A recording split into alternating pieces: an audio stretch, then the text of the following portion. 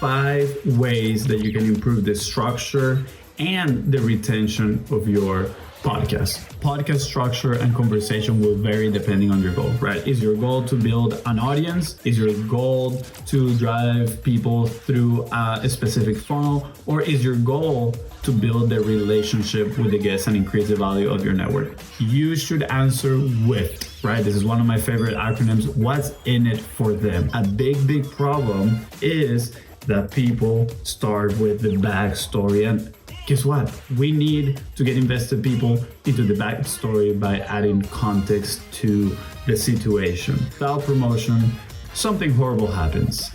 Nothing. It's not about just retaining the listeners, it's about reaching new people. But once you reach new people, you have to retain them. And you retain them through good, valuable, unique content. Welcome back to Content is Profit. This is Fonzie. I'm doing it by myself today. It's been a while since I did it by myself, so bear with me. But today I'm here to show you 5 ways that you can improve the structure and the retention of your podcast. So a little background on this. A few days ago, somebody sent me their first podcast episode that a different agency produced for them.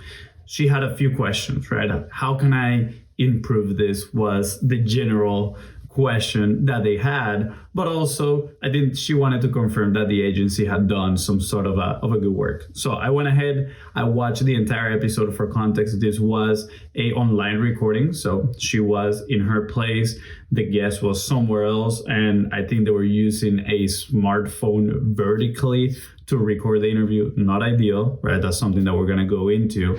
But she sent me that, they put this together, right? And I watched the whole thing. It was like an hour and a half episode. And these are the notes that I sent her. So I'm going to be kind of like reading through them.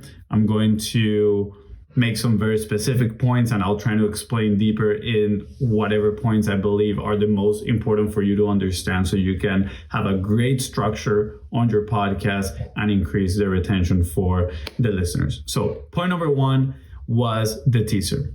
The teaser on that show was literally just a 1-minute clip of somewhere random in the conversation. And my thought process was, well, this clip might have a perceived high value, right? If you put it by itself in social media. It was talking about adoption, etc., right? Like, it might be a little bit polemic. It might start some sort of conversation. It might even start a little bit of interest into this person that is sharing the clip. But in all honesty, it doesn't create an open loop for what is going to be talked about on the podcast. If you have a podcast of an hour and a half, I doubt that you're talking about one very specific topic on that podcast. If you look at some of the best teasers, the best trailers for podcasting, right? The Diary of a CEO, How I Write from David Perel, which is actually an example that I share here with her. Those have teasers that create multiple open loops, right? They create a narrative for what this podcast episode is going to be about. And that is exactly what I was missing. The other thing is, it takes a lot of resources to create a good teaser trailer. It's not just about grabbing certain snippets and putting it together, right? A good teaser and trailer not only has great structure and, narratives, and it hits on all the topics of conversation that might be that are going to be talked about on the episode, and leaves you with, again, an open loop, asking yourself, okay, but what? I need to know the why you guys are sharing this. Not only that, but the editing, right? Like some sort of motion graphics, looking for the right B-roll, the right supportive materials to make this story come alive, and the sound design as well, right? Like, you can play with the emotions. When they're talking about something happy, play the happy song. When they're talking about, some sort of trauma or something, difficult in their life, you can play with the music and the emotion. So it is challenging, takes a lot of resources, but it's not about just grabbing one snippet and putting it in there. So this is what I told her. It's only one snippet from the conversation. It doesn't create any open loops about what it's going to talk about during the podcast. It doesn't create context on what the audience is about to learn. You want the teaser to instill curiosity, right? Again, open loops. Ask, what can the listener expect to learn from this episode? That's why it is important to make these teasers too, obviously, at the end. There's multiple ways you can do them, right? You can have voiceovers. You can actually just grab multiple clips and put it together, sort of like a movie trailer. But of course, that is, again, very challenging. But I think ideally it would be a mix of both, a mix of voiceovers with clips from the trailer. You should answer with, right? This is one of my favorite acronyms. What's in it for them? After the conversation, sit down and think about what were the main topics we talked about. What's in it for the listener, right? What are they going to take away? And then based on those bullet points, then you can go find the moments that create open loops, put them together, craft a voice-over that stitch all those points together that create a narrative.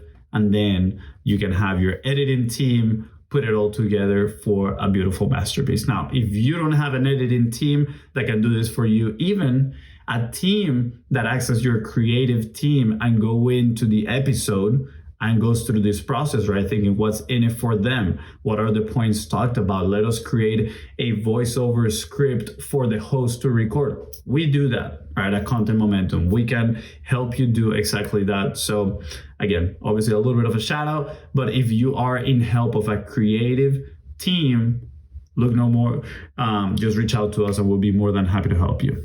What else on the teaser? Create a narrative that needs to be pieced together by listening to the entire episode. We just mentioned that. And check the end. I put here, check the end of the notes for more insights based on the topic. It was a long email with quite some feedback, right?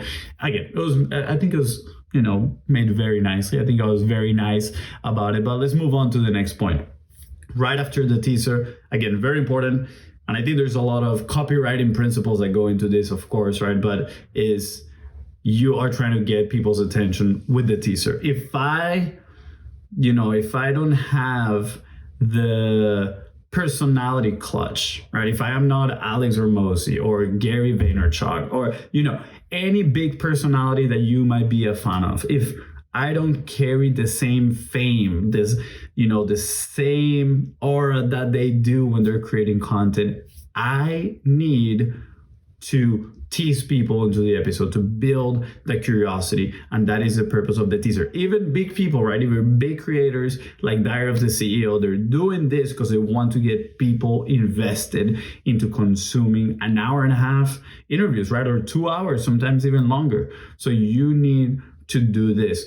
So this is one of the most important parts of getting to retain listeners, right? It's just like the headline on a sales page, right? And you are trying to get people to go on and listen to read the next line on a sales page, to listen to the next segment on a podcast. And usually what is that next segment? Well, a lot of people have very long intros. We've been guilty of that. And, we actually have a full episode that we talked about how long should your intro be, etc., and which type of episodes.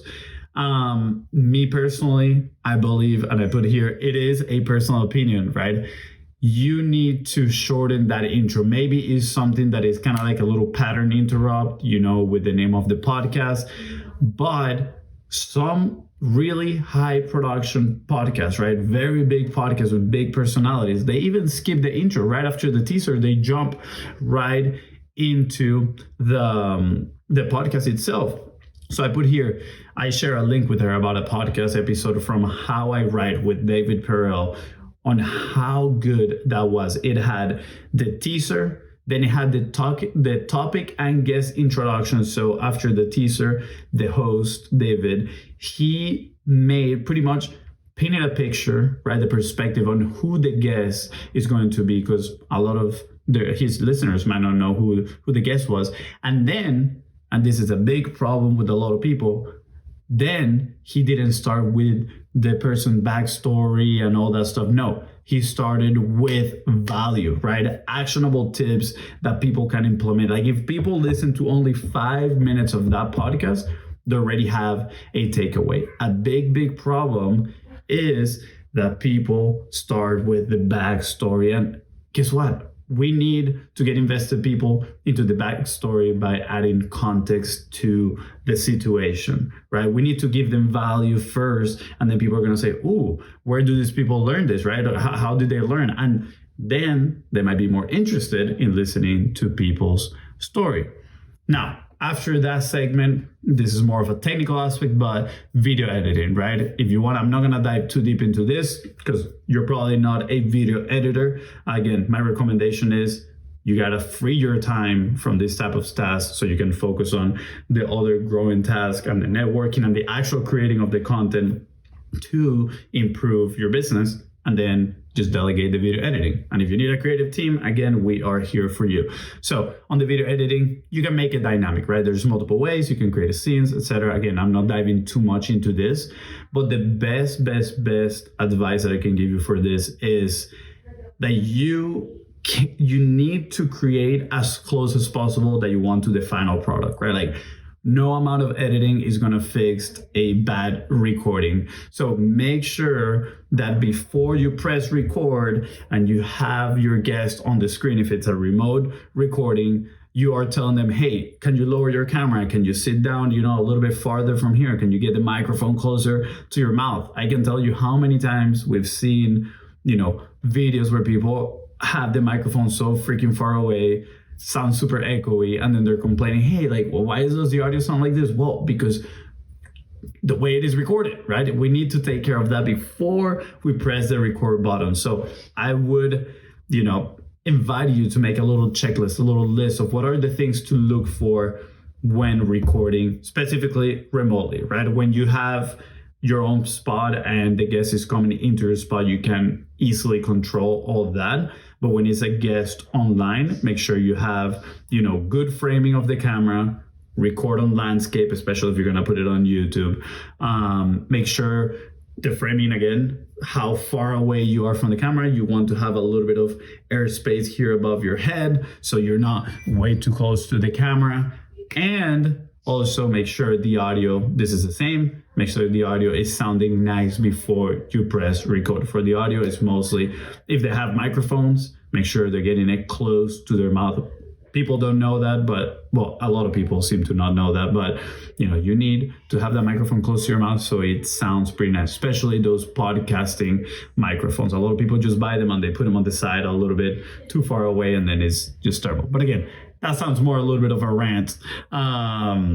Let's dive into the last segment of this, which is the outro graphic, right? And pretty much is, what is your call to action? Again, going back down through those copywriting principles, the very end is, the call to action. What is your call to action? And I think that raises a question, which is, should your call to action be at the very end of your episode?